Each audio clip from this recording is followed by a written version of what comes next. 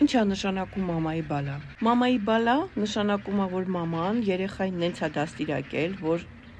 մեծացրել է իրան կպած, պորտը չի կտրել։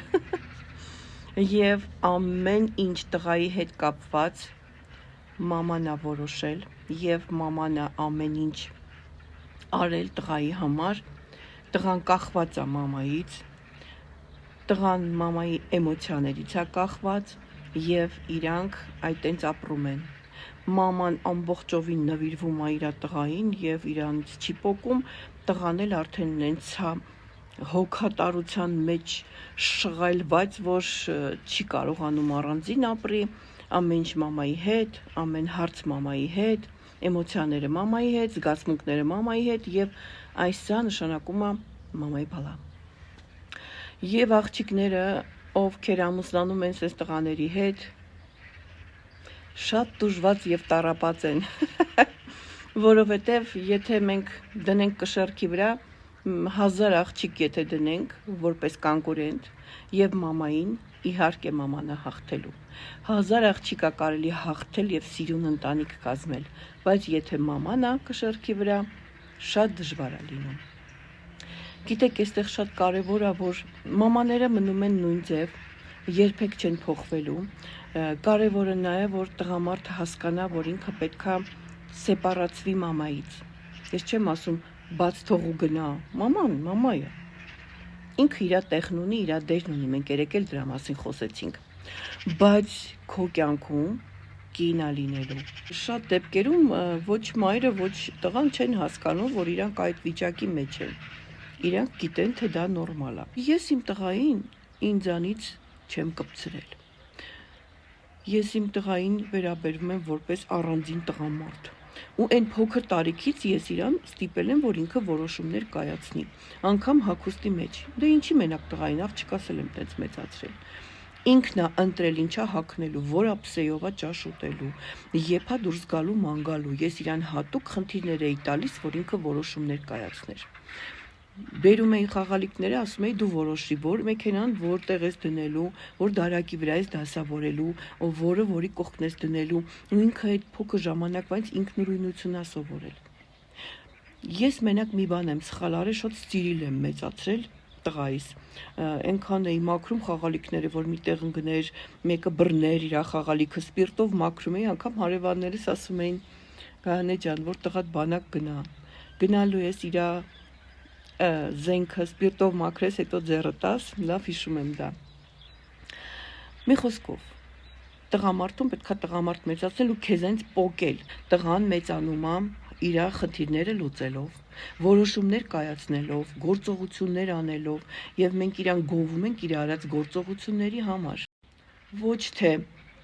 շալվարը բարձրացրա, վերխը դզի, հացդ կեր, գնա էս արա, հետո արի այն արա, ամեն ինչ մաման ասում է երեխեն, որը որից հետո պիտի անի, ու մինչև 40 տարեկան այդ երեխեն մամայի ասածներով է ապրում։ Հետո էլ ասում են, վայ մի հատ ամուսնացավ, բաժանվեց, վայ երկրորդը չստացվեց, վայ երրորդը անհաջող եղավ։ Մամաները, տես տղաների, համարում են, որ իրանց տղային արժանի աղջիկ չկա, վայ։ Ինչի, որովհետև ինքն է իր տղայի կնոջ տեղը գրավել։ Այո, կողքը տեղը գրաված է, դրա համար այդտեղ ոչ մի աղջիկ չի կարա լինի, որ պատահական էլ ստացվի, ամեն ինչ, ամեն պայման կստեղծվի, որ այդ աղջիկը թողի գնա։ Եվ ամուսնանալուց հետո հարց է լինում, տղամարդիկ, երբ որ դուք ամուսնանում եք, հիշեք, որ դուք առանձին ընտանիք եք կազմում, եւ ձեր ընտանիքում, ձեր ընտանիքի հարցերը առանձին ձեր կնոջ հետ եք լուծելու։ Մամայի հետ ուրիշ հարցեր են լուծվում, մայրը։ Քո ընտանիքի հարցերը սովորի լուծել ինքդ։ Գիտեք ինչքան դա կարևոր է, տղամարդուց շատ բան է գալիս։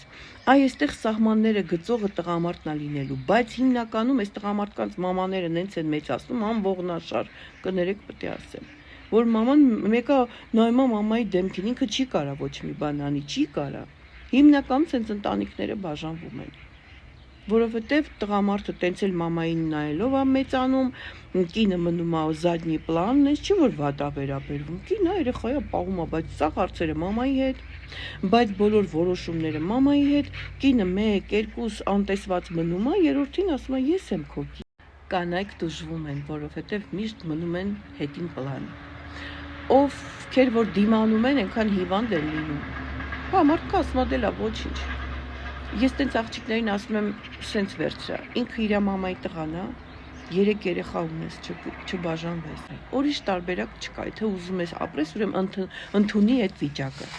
Եթե չէ, եթե դու երազում ես, որ քո ընտանիքը ձեր մենակ լինի,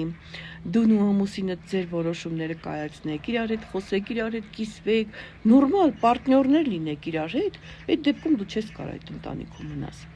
Առհասարակ բոլորը թող լսեն, ընտանիք ունենալ չի նշանակում մենակ մարդու կնիկեն երեխա ունեցան մի ձև մեծացին, ոչ, ստեղ պարտներство, ստեղ պարտներներ են, հայերեն չգիտեմ ոնց են դա ասում։ Դու պետքա կարողանաս հարաբերությունս դու մարդ ես բերել,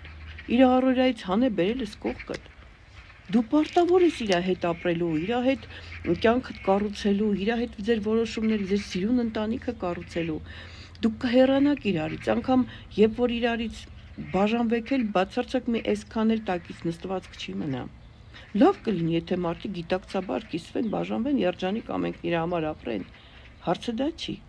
Բայց հիմնականում այստեղ կռիվներ են լինում, պահանջներ են լինում, դե չի ուզում աղջիկը, չի ուզում տունը կիսի։ Ուղղակի ինքը ուզում է, որ իրան իրոք անգամ սովորական որպես կին ընդունեն, ոչ թե կողքից ինչ որ մեկն ես եկել ես, նայում ես թե ամուսինդ ու իր մաման ոնց են ապրում, դու էլ կողքից չգիտեմ ով ես այդտեղ։ Շատ դժվար վիճակ է։ Եվ ասում եմ, տղամարդիկ պետքա կազմակերպվեն, տղամարդիկ պետքա իրանց հավաքեն եւ բոլոր սահմանները գծեն ու սիրուն ապրեն։ Այստեղ մենակ տղամարդն է խելքի գալու ու որոշի, բայց հիմնականում իրանք չեն կարողանում այդ տղամարդիկ սահմաններ դնել, որովհետեւ փոքր տարիքից սովորել են, որ մաման է իրանց տեղը որոշում ամեն ինչ։ Եվ քանի մաման կա, ինքը պետքա ամեն ինչ որոշի։ Իսկ երիտասարդ աղջիկներին ես մի բան եմ ասում. ուշադիր եղեք, մի ամուսնացեք մամայի բալեկի հետ։ Այո։ Դու միանգամից կհասկանաք, անընդհատ մամայի անունն է տալիս, անընդհատ մամայի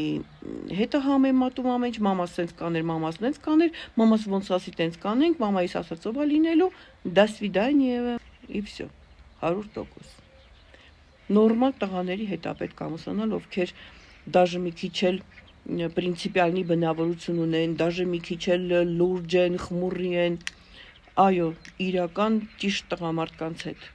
Իսկ աղջիկները չեն սիրում տես տղաների, ֆինտիֆլուշկաներ են սիրում, որովհետև այդ ֆինտիֆլուշկաները վսկճկա են լինում ու իրանց ամեն ձևով գրավում են, իսկ են լուրջ տղեկը, որ խելքը գլխին պատրաստ ընտանիք ունենա, լուրջ ապրում աշխատում է, գլուխ կախ իր գործն անում, իրանց չեն հավանում աղջիկները։ Բայց в итоге ամուսնանալուց հետո պարզ է դառնում, որ այդպես տղաները ավելի լավ ընտանիք են պահում, ավելի ճիշտ ու ամուր ընտանիք են ունենում։ Իրանք տղամարդ են որոշումները կայացնում են, բայց եթե ինտելեկտը բարձր եղավ, կնոջն էլ իր տեղը գիտի, կինն էլ իր մասնագիտությունը կունենա, իր կյանքը կունենա, սկզբնական ճիշտ է փուլեր են կանցնում ամուսնանալուց հետո, բայց հետո ամեն ինչ լավ է լինում։ Մենակ մի գաղտնիք կա։ Եթե ուզում եք լավ ապրեք, չեք կռվում իրար հետ։ Միշտ ասում եք դու ճիշտ ես։ Այո, ներողություն ասել ենք սովորում, անգամ եթե ինքն է մեղավոր, ես ասում եմ դու ճիշտ ես կներես։ Նույնն էլ իմ ամուսինը։ Եթե ես եմ մեղավոր, ինքը ինձ ասի всё равно դու ճիշտ ես կներես։ Դա է իրական ընտանիքը, որտեղ մարդիկ իրար սիրում են, իրար հարգում են ու միշտ ներողություն են խնդրում, ասում են հա արևս դու գործ չունես, ես եմ մեղավոր, հա։ Կներես։ Վերջ ամեն ինչ հարթվում է։ Իսկ այն ընտանիքը, որտեղ մարդիկ անընդհատ փնտրում են ու ասում են դու ես մեղավոր, կռիվ են։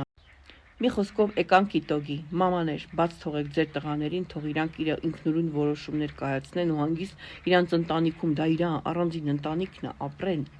Տղամարդիկ ձեր գծեք սահմանները, մաման մամա է, կինը, եւ դու սովորի ինքնուրույն որոշում կայացնել եւ կնոջդ հետ խորհրդակցի ձեր ընտանիքի հարցերը։ Իսկ աղջիկներ ջան, դուք էլ արդեն որ ամուսնացել եք այդպես մարդու հետ, ուղղակի ասեք, որ ինձ համար դա կարևոր է եւ ես ուզում եմ, որ մեր ընտանիքը մենք լինենք ընտանիքում, իսկ մեր ընտանիքից դուրս մամային հարգենք ու սիրենք։ Այո, այդպես, ընդամենը այդպես։